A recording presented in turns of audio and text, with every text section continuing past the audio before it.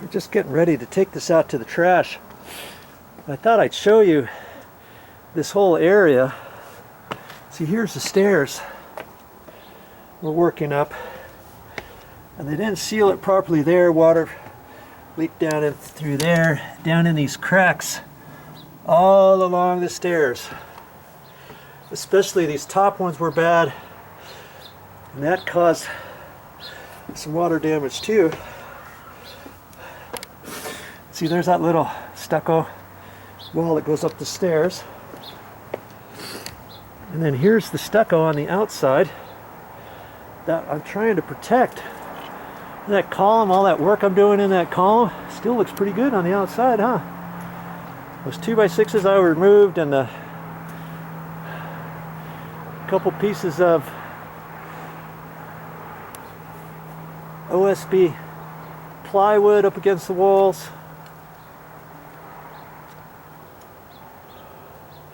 Trying to be careful with that so I don't crack it or anything.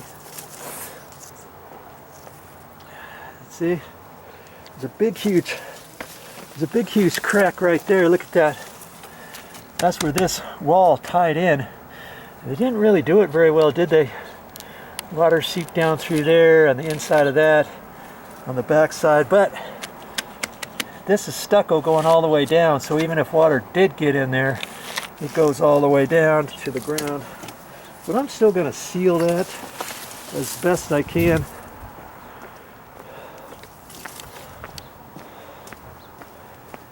And here's all the wood I got yesterday. Had to bring it all down here. So I had Home Depot cut some of the stuff that I needed so it wasn't as long. I put all this stuff on the rack. Yeah, one trip at a time for these. And here's my plywood over here. Got 3 pieces of OSB plywood. And then I got 2 pieces of 3/4 inch. And they didn't have, usually they have 3/4 inch like this, but at the store they only had 5/8. And I'm like, I'm not using 5/8, forget that. I'm using 3/4. I could have raised the floor up a little bit, but I didn't want to do that. I wanted it just like the other. Got a lot of weight that's going on there. And this is tongue and groove. See, that's the tongue. On the bottom side, there's a groove that accepts the other side. Okay, so when I first start off, I'm going to have to decide what to do. I may have to shave that off. We'll make it work. Already tired thinking about all the stuff I still have to do. You know? But as for this bag, I've been using this bag a lot. And it still works out good. I had 3 of those bags, and I'm going to keep 2 of them clean. This one's going to be for the garden area now, landscaping, and any sort of demo or anything like that. And when I pick it up, you can pick it up sideways. It's kind of awkward to carry it out there, but I'll pick it up like this. And then I can just puff it out to the garbage can, just like that.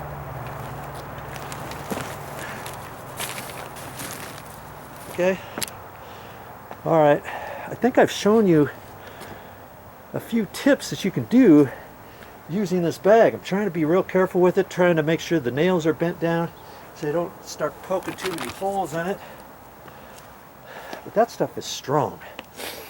And it's all sewed in there nice and tight. These have not ripped out. It's not just regular plastic. It's that stuff that's got webbing back and forth on it all over the place. Okay. Here's something interesting I got at the store. It's track. It's called metal track. It's actually came 10 foot long, and I kind of just squeezed it together inside one another at the store because I didn't want to carry a 10-footer. I thought it'd be easier to carry 2 5-footers. And see, I used to build walls this way in commercial buildings. And this is your bottom plate, and then there's the top one that you attach to the T-bar, and then you put metal studs in there and screw it all in. Well, this is not structural material. Why did I get it? Well, I got it so that I can use it as brackets. And I can cut it. I can cut little pieces of it. You know, yay long. Cut that in half. And then I have an L bracket. One piece and another piece there. And I've got lots of places I can use that. Plus it's good to have around the house. I always need a little piece of sheet metal or a little L bracket or something like that, or for backing I can hold that back in there and screw it down. All kinds of stuff, and it didn't cost me very much. Usually it's at the back of the store. I got this at Home Depot. Lowe's might have it too, but I was surprised that Home Depot still had it, and I'm glad they do. And I'm gonna use that. I had some little L brackets, like joist hanger brackets. They're 58 cents for one little piece, like 4.5 inches long. You know, those are structural. I'll put those underneath the stairs. But where I have to attach something, if it's hard to get to, I might just use my metal track. Now this metal track is only 25 gauge. I think it's 25 gauge. And so it's really easy to put screws through it, to cut it with some tin snips and all that. Okay? I think I'm going to like using that for my attachments and certain things that are not structural. Hey, before you cut up certain materials, see if you can use it as a platform. And I raised that up. I just put some crappy 2x6s underneath it, and that's a raised platform so I can step on it, because I was doing some work up in here and I could hardly reach it. And on top of that, I could set my bucket if I had to, and then I could put my foot up here and do all that kind of stuff. But one thing I wanted to share with you is, remember I told you I needed to cut these pieces off. I cut the first piece off pretty straight, didn't I? Right there. I'm cutting that second one off, and see, there's lots of mold and stuff on there, which tells me this wood isn't 100% hard. It's still slightly soft, and I'm chopping away on it with my Sawzall here. When I had my Sawzall, and I was using the 6-inch blade, and I was hitting some nails and stuff. So I went through here, only got about yay far, and I was hitting the nail, and I thought, okay, maybe I can drag it over here and poke it back in there. And then it seemed to be hitting another nail, and I thought, okay, well, I'll just get my metal cutting blade out. So I put my metal cutting blade in, my Sawzall, and I thought I was just going to use that to cut the nail off. Well, once I cut the nail off, it just kind of started going through the other stuff almost like butter. Well, not that easy, but you know, a lot easier, because it's not 100% new wood and it's slightly soft. So I started cutting that. I thought, hey, I'll just keep using that, because above this is the stucco, and I didn't want to poke through that either, so I had to be real careful. And I don't think I poked through it. As I'm feeling it, then I just go a little bit more and kind of tap on it and go a little bit more and a little bit more. And that actually seemed to work pretty good. So there's a tip for you.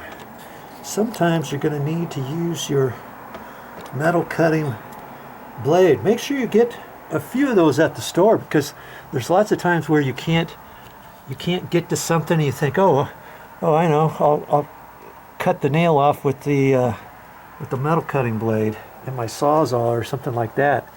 Now those I just bent back and forth with my pair of pliers. You saw me do that, and I had to do that a couple more times.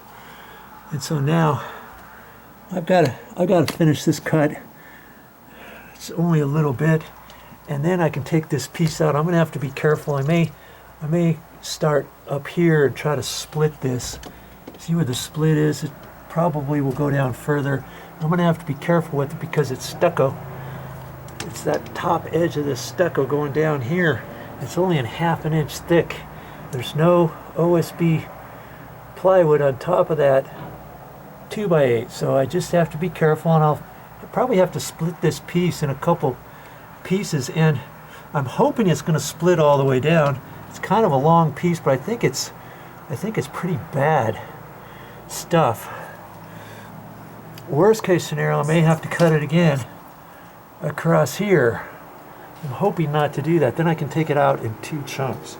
Okay, little by little, you'll get her. I just wanted to show you what I'm faced with. Look at all these different tools I've been using to get this out. Just peck, peck, peck. And see what I'm talking about? Look at all these staples that were on the top of this and on the side up there. The OSB plywood was here, and then a 2x6, so I have to kind of remember that because I want to put a little piece of plywood along there, hold it up at an angle, mark out for these steps, put it up in there, and then put the 2x8, put a new piece of 2x8, but so I can't really pry too well until I get lots of these staples out of here, and those staples I just cut off with my cutters. And I use all these things as wedges. My nail puller, I've been using that to take in there and try to shave this off about 3/4, so I've got it looking a little bit like that, so that then I can start pecking that with the backside of my hammer. Can't really get that up in there very well because all the staples, but you know, little by little I'll get it all the way down to there, and I'll show you that in a minute.